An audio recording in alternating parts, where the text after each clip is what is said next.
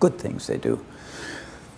And they suggested that fundamentally everything is rooted in what we in the 21st century would call nature, just in the things as they run, what Aristotle later on would describe in the causation of all things, how things run in an organized fashion.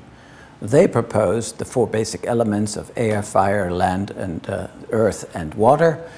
These would be solid, and if you can reduce all events to these basic components, you would have certain universals.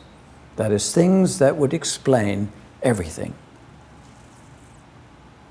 What, of course, they don't explain, what was left out, is the reality of a human being being more than body, than chemistry and physics, more than mechanical elements or physical, biological, chemical elements. A human being is more than that. There's an unpredictable part in it. There's such a thing as a mind, a thought, imagination, language. There's laughter, there's deception, there's telling the truth, etc. And all these things are not reducible to the mechanical components of air, water, fire, and what I leave out, earth. And thus you pursued further, and in Greek philosophy, the city-states became more populous, they became more powerful, especially Athens. When the Persians came over with a vast army in 490 to fight against Greece, 10,000 Greek soldiers defeated 100,000 Persian soldiers at the Battle of Marathon.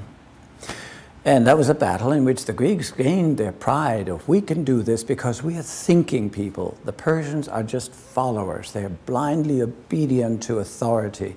They don't think about anything.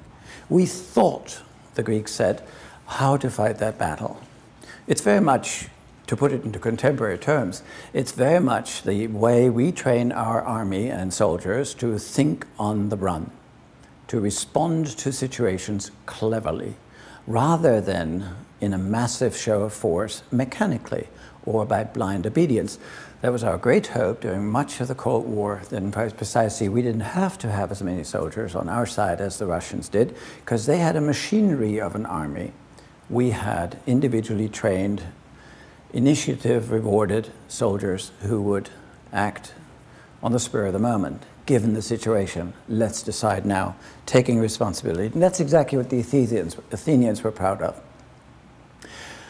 That's why a few years later, when Athens gathered its political unit together to organize more the city, to relish that victory, they had another one when the Xerxes, actually the man mentioned in the Bible, came over with a huge armada of ships and reached Athens, and Athens was empty. Where were they all? Well, they had all hidden in a bay behind an island in front of Piraeus, and the Persians coming into that bay looking for the Athenians got caught in a whatever it's called, you know, a trap, and were totally defeated again. And the Athenians, you know, wonderful, we are, great.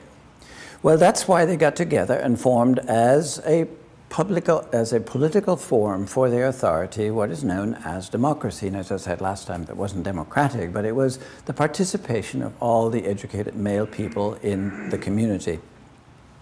When we today get taught, ever since the 19th century, sometimes in the 18th, that democracy came down to us from Athens, that's an absolute distortion of the reality. We don't have democracy in Athens. We don't have the principle of democracy from Athens. The principle of democracy comes from the teaching in the Bible of the priesthood of all believers. The participants of everyone before God and before each other, to find a way to have peace in the community, even if it's on a temporary basis, etc. Anyway, Athenian democracy, however, only men, and without any other principle controlling them than we are Athenians, didn't last very long, and it was replaced by the 30 tyrants. And that's when Plato comes